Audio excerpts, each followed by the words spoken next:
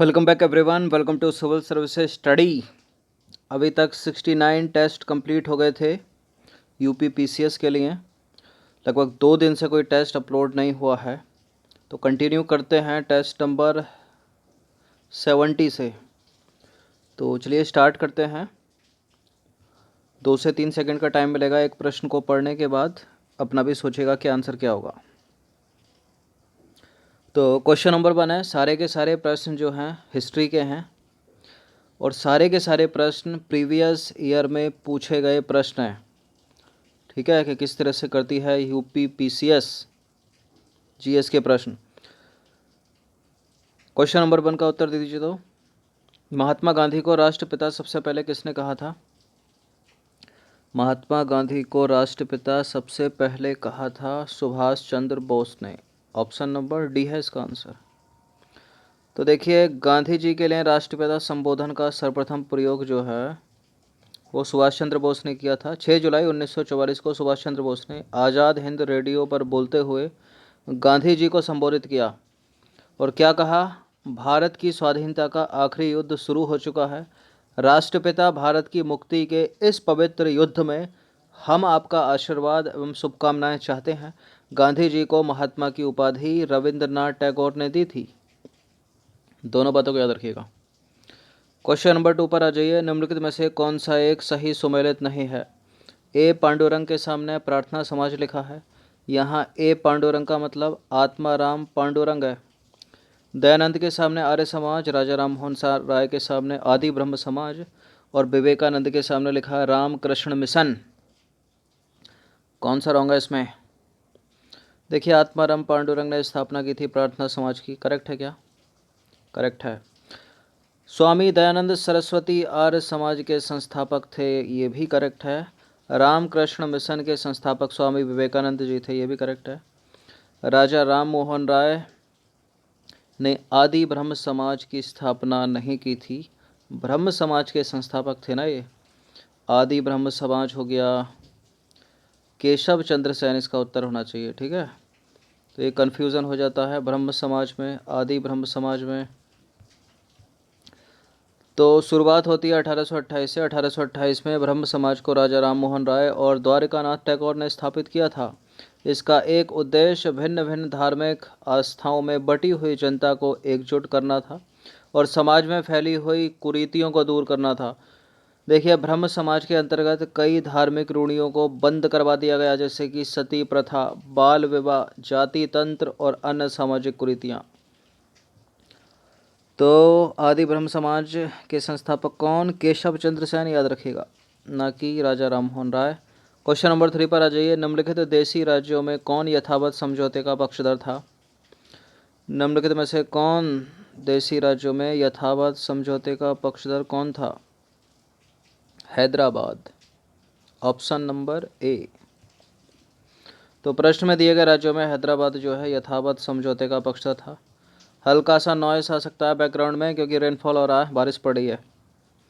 पिछले 2 दिन से मौसम खराब है। क्वेश्चन नंबर 4 पर आ जाइए। काव्य शैली का प्राचीनतम नमूना निम्नलिखित में से किसके अभिलेख से मिलता है?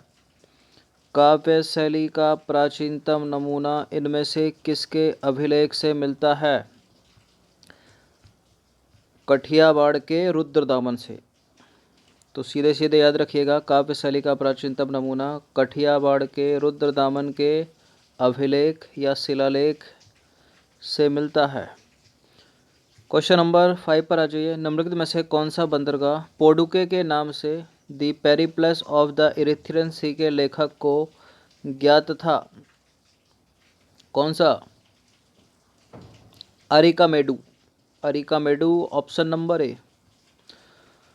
तो the Periplus of the Erythraean Sea के लेखक ने भारत तथा रोम के बीच घनिष्ठ व्यापारिक संबंधों का विवरण प्रस्तुत किया है।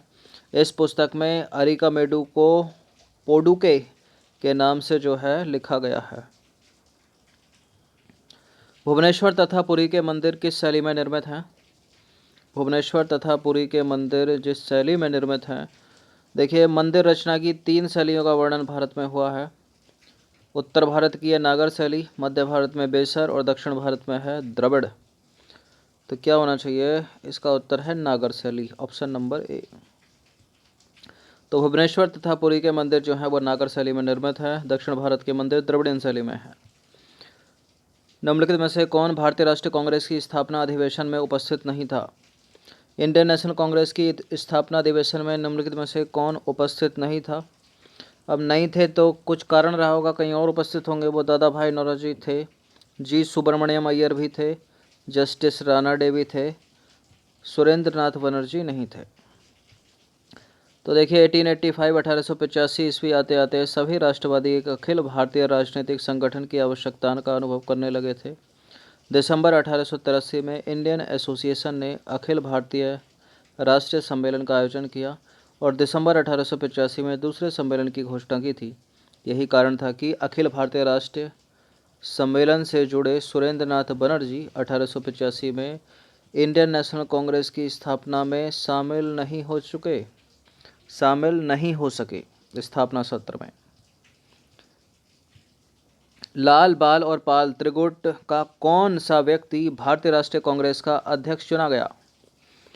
लाल यानी लाला लाजपत राय, बाल यानी बाल गंगाधर तिलक और पाल यानी बिपिन चंद्र पाल। इनमें से कौन सा व्यक्ति भारतीय राष्ट्रीय कांग्रेस का अध्यक्ष हुआ?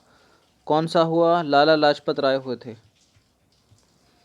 तो लाल बाल पाल त्रिगुट में केवल लाला लाजपत राय ने कांग्रेस के कोलकाता के विशेष अधिवेशन की अध्यक्षता 1920 में की थी।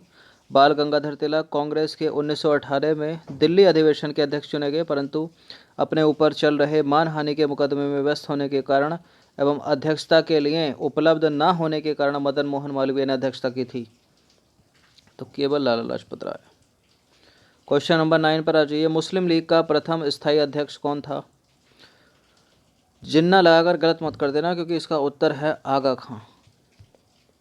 तो देखिए मुस्लिम नेताओं ने ढाका के नवाब सलीमुल्लाह के नेतृत्व में 30 दिसंबर 1906 को ढाका में मुस्लिम लीग की स्थापना की थी। सलीमुल्लाह खां मुस्लिम लीग के संस्थापक अध्यक्ष थे। प्रथम अधिवेशन की अध्यक्षता जो है मुश्ताक हुसैन ने की थी। 1908 में आगा खां मुस्लिम लीग के स्थायी अध्यक्ष चुने गए, जो 1913 तक पद पर बने रहे। ठीक है, याद रखिएगा। निम्नलिखित में से किस अधिनियम द्वारा भारत के गवर्नर जनरल को अध्यादेश जारी करने की शक्ति प्रदान की गई? मोस्ट इंपॉर्टेंट है प्रश्न। कौन सा अधिवेशन शक्ति प्रदान करता है भारत के गवर्नर जनरल को अध्यादेश जारी करने की? बताइए। भारतीय परिषद अधिनियम 1861। कई बार प्रश्न आया होगा ये आपके सामने।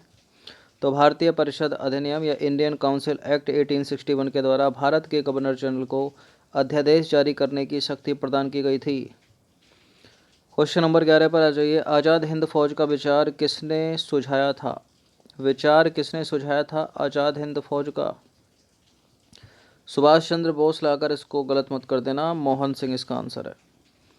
तो आज़ाद हिंद फौज का जो विचार है सबसे पहले मोहन सिंह के मन में आया था। वह ब्रिटेन की भारतीय सेना के अफसर थे। जब ब्रिटिश सेना पीछे हट रही थी तो मोहन सिंह जापानियों के साथ हो गए और जापानियों ने जब भारतीय युद्धबंदियों को मोहन सिंह को सुपुर्द कर दिया तो वह उनसे निकाल कर उन लोगों को जो है आज़ाद हिंद फौज में भर्ती करने लगे। क्वेश्चन नंबर 12 पर आ जाइए। अगला प्रश्न है, एलोरा की गुफाओं तथा शैलकृत मंदिरों का संबंध है केवल बौद्धों से तथा जैनों से, हिंदुओं से तथा जैनों से, हिंदुओं से भी, बौद्धों से भी और जैनियों से भी। एलोरा की गुफाएं कहाँ पर हैं? महाराष्ट्र के औरंगाबाद डिस्ट्रिक्ट में। ये संबंध रखती हैं हिंदुओं से भी, बौद्धों से भी और जैन से भी। डी है इसका आंसर। तो देखिए एलोरा जो है महाराष्ट्र में औरंगाबाद से 30 किलोमीटर तथा अजंता से लगभग 97 किलोमीटर दूर है। यहाँ मंदिरों के 3 समूह हैं। प्रथम समूह बौद्धों का, दूसरा समूह जो है ब्राह्मण धर्म तथा अंतिम है जैन धर्म का, यानी हिंदू हो गए। और ये सारे मंदिर जो हैं वो 4वीं शताब्दी में 12वीं शताब्दी के मध्य निर्मित हुए थे। 4वीं शताब्दी से 12वीं शताब्दी के मध्य जो है निर्मित हुए थे। तीनों से है। निम्नलिखित में से कपिल मुनि द्वारा प्रतिपादित दार्शनिक प्रणाली कौन सी है? ये इम्पोर्टेंट है, पूछ ली जाती है कि पूर्व मीमांसा का कौन, सांख्य दर्शन का कौन, न्याय का कौन और उत्तरी मीमांसा का कौन? तो न्याय के यहाँ कपिल मुनि का संबंध हो जाएगा न्याय दर्शन से, नहीं साख्य से होगा। ठीक है, साख्य दर्शन से। ऑप्शन नंबर बी है इसका आंसर। तो शाक्य दर्शन जो है भारत का अत्यंत प्राचीन एवं प्रमुख दार्शनिक संप्रदाय है। इसके प्रवर्तक थे महर्षि कपिल, जिन्होंने संभवतः 7वीं शताब्दी ईसा पूर्व में इस दर्शन के सूत्र की रचना की थी। एक इम्पोर्टेंट है पूर्व मीमांसा और उत्तर मीमांसा। पूर्व मीमांसा के हैं जैमिनी, याद रखना, और उत्तर मीमांसा के हैं वदरायण, और न्याय दर्शन के कौन है? महर्षि गौतम। राज्य के खर्च पर हज की यात्रा करने वाला पहला भारतीय शासक कौन था? कौन था राज्य के खर्च पर हज यात्रा की व्यवस्था करने वाला पहला भारतीय शासक कौन? फिरोज शाह तुगलक। कौन था? Firoz Shah Tughlaq. Option number B. तो राज्य के खर्च पर हज यात्रा की व्यवस्था करने वाला शासक था, पहला भारतीय शासक था फिरोज शाह तुगलक। ब्राह्मणों पर जजिया लगाने वाला भी फिरोज शाह तुगलक, बहुत पूछते हैं उस प्रश्न को। वह मुगल सम्राट कौन था जिसने सर्वाधिक संख्या में हिंदू अधिकारियों की नियुक्ति की थी? देखिए, नियुक्ति तो इन सबने की थी हिंदू अधिकारियों की, लेकिन सर्वाधिक संख्या में किसने की थी? औरंगजेब ने। ऑप्शन नंबर ए है इसका आंसर। तो औरंगजेब के शासनकाल में हिंदू मनसबदारों की संख्या 33% थी। अकबर की इससे तुलना की जाए तो 16%, लगभग आधी इसकी। और जहांगीर के समय में जो है 20% थी, और शाहजहां के काल में कितनी थी? 24%। यानी अगर घटते हुए क्रम में लखाएं तो सबसे ज़्यादा औरंगजेब के शासनकाल में थे हिंदू मनसबदार, उसके बाद शाहजहां के शासनकाल में, फिर जहांगीर के शासनकाल में, और सबसे कम अकबर के शासनकाल में। ठीक है, तो ये 15 प्रश्न थे इंपॉर्टेंट। इनकी प्रैक्टिस एक बार करके एक बार रिवीजन कर लीजिएगा। धन्यवाद। इस पूरी की पूरी टेस्ट सीरीज़ की प्लेलिस्ट का लिंक आपको डिस्क्रिप्शन बॉक्स में मिल जाएगा। वहाँ पर आप टेस्ट नंबर 1 से लेकर 70 तक पहुँच सकते हो। कंटिन्यूसली उसका रिवीजन करते रहिए। कुछ समय के बाद यूपीएससी सिविल सर्विसेज का नेक्स्ट टेस्ट मिलेगा, उसकी भी प्रैक्टिस कर लेना, और इंडियन पॉलिटी का होगा वो टेस्ट। धन्यवाद।